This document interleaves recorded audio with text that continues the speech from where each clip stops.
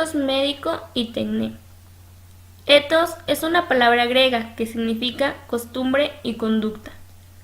Forma de vida o de comportamiento que adopta un grupo de individuos que pertenecen a una misma sociedad.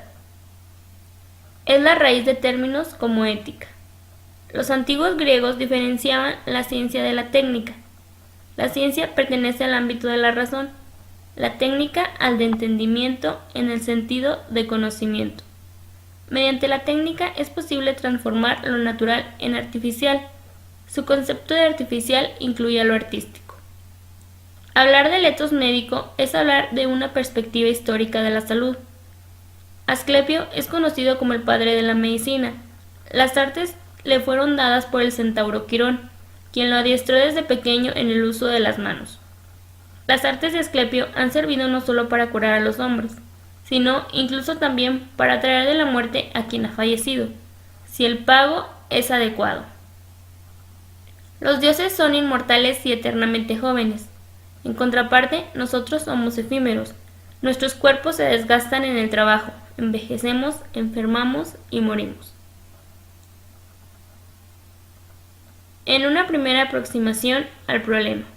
Para Martin Heidegger, filósofo alemán, la técnica tiene una esencia que podemos descubrir al recurrir al origen de la misma palabra en griego, tecné.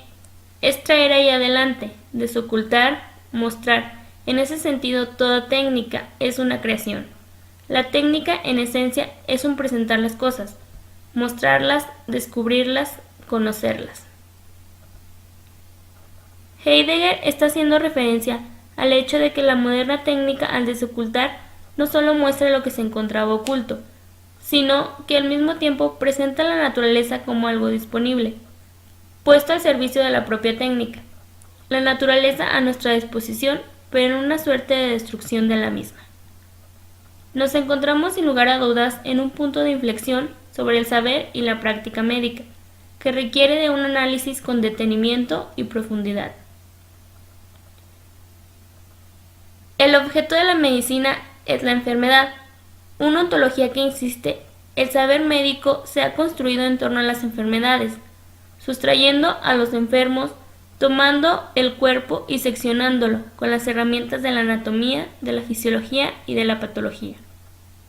La imagen del médico de nuestras sociedades se nos aparece rodeada de un halo de benevolencia y jerarquía, de saber y poder. Las personas se ponen en manos del médico sometiéndose a su criterio y decisión. Es éste quien decide de qué se sufre, qué se ha de hacer y qué tratamiento se ha de cumplir. Ha dejado al cuerpo sin sujeto, ha olvidado el componente humano y psíquico de la vida, trabajando exclusivamente con el objeto de su saber y sus intervenciones, tomando el cuerpo como naturaleza en disposición, jugando con la estructura del emplazamiento. El hecho en sí mismo resulta paradójico.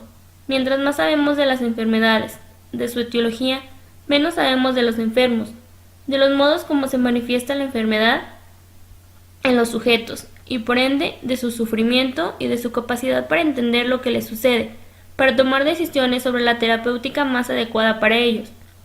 Con el avance de la nueva forma de producir conocimientos, de generar saber médico, vamos restando autonomía a los sujetos.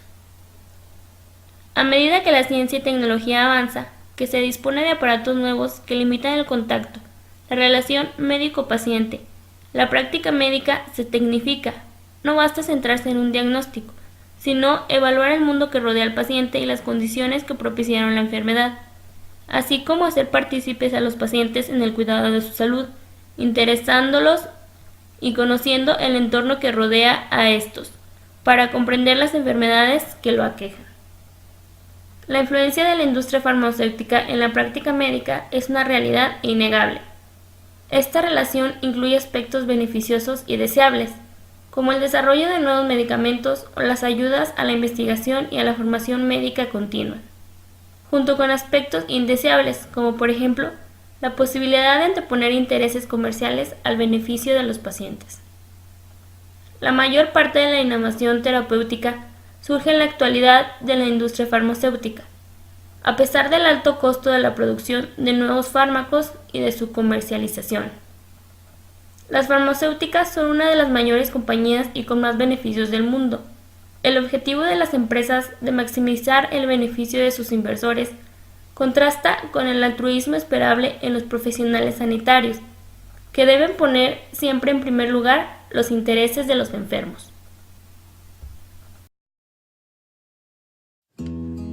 Excurso 2. El otro ángulo.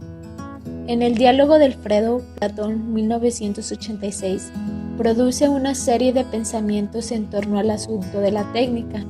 El diálogo tiene como motivación un discurso sobre el amor que le ha sido obsequiado a Alfredo por Lisias el sofista. Por ser un discurso que se encuentra por escrito, Platón lo utiliza como punto de partida para hablar acerca de la invención de las letras, de la escritura, de la memoria y del olvido. La escritura es vista como una técnica del pensar, que al menos en apariencia permite guardar el orden y sentido de aquello sobre lo cual se elaboran los pensamientos. Todos sabemos que Platón inventó una forma de pensar como literatura. Sus famosos diálogos, sin embargo, es profundamente crítico con respecto al hecho que al fijar el orden de las cosas que se dicen, la escritura mata la oralidad. Y para Platón es la palabra viva, la voz, el valor de lo que permite el diálogo con el otro y la posibilidad de pensar vivo. Es así como Platón nos enseña en sus textos la importancia del diálogo, que en comparación de la escritura vista como una técnica, el diálogo es transmitido desde la esencia del alma. Segunda aproximación al problema. Es así que los textos de Platón, como la Farmacia de Platón y el Fredo, se convierten en el telón de fondo de sus reflexiones, donde para el diálogo podemos encontrar una de las primeras versiones de la atención inherente a la escritura como técnica del pensamiento, ya que la invención de las vocales por parte de los griegos para el uso en el alfabeto fenicio permite tener por primera vez en la historia de la humanidad un instrumento de registro que emite el sonido de la voz. Signos por sonidos se convierten en el signo de la humanidad. La paradoja del pensamiento se centra entre dos preceptos que nos dejan ver el sentido del ser que buscan tanto Heidegger como Derrida. La metáfora de la muerte en la antigüedad griega nos remite al olvido. Al morir, nuestras almas son llevadas por el barquero al otro lado del río.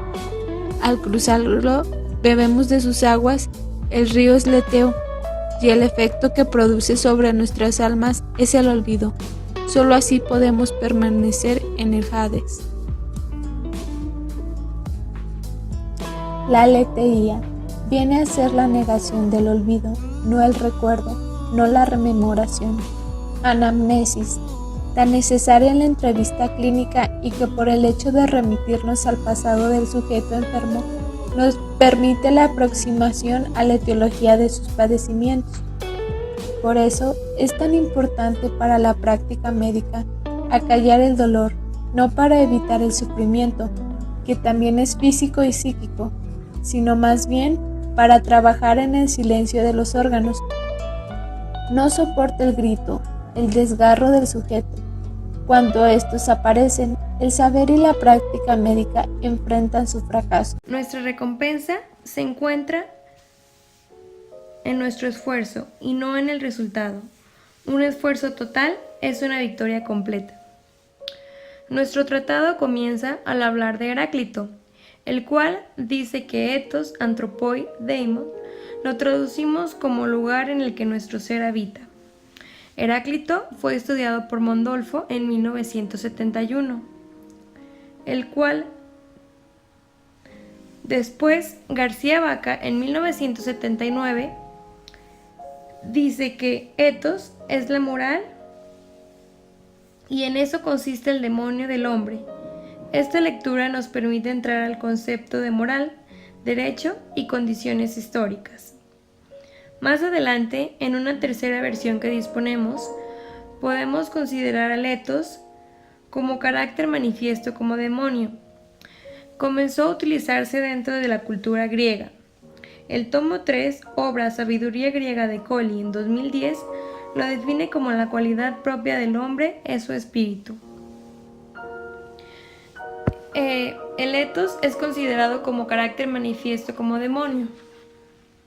En la tercera aproximación al problema, el ethos médico dice: si el plano ético precede al plano de la ontología, estamos obligados a reconocer a la ética como principio, la ética como origen, como la morada o lugar en el que habita.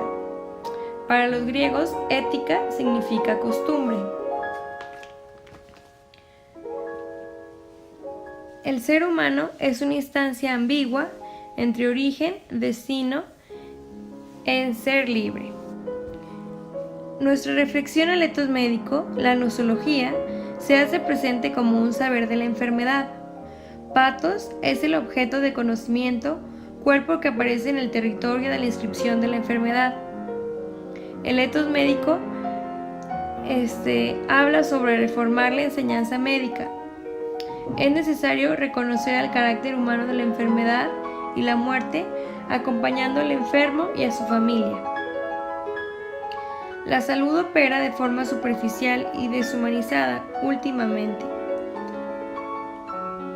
Es necesario cambiar este modelo de salud, ya que se necesita reformar la enseñanza de la medicina partiendo del principio de reconocer el carácter humano entre la enfermedad y la muerte, es decir, acompañar al enfermo y a su familia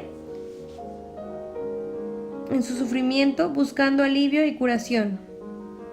Es por eso que se necesita reformar la práctica médica. Desde tiempos antiguos se tenía una mejor relación médico-paciente.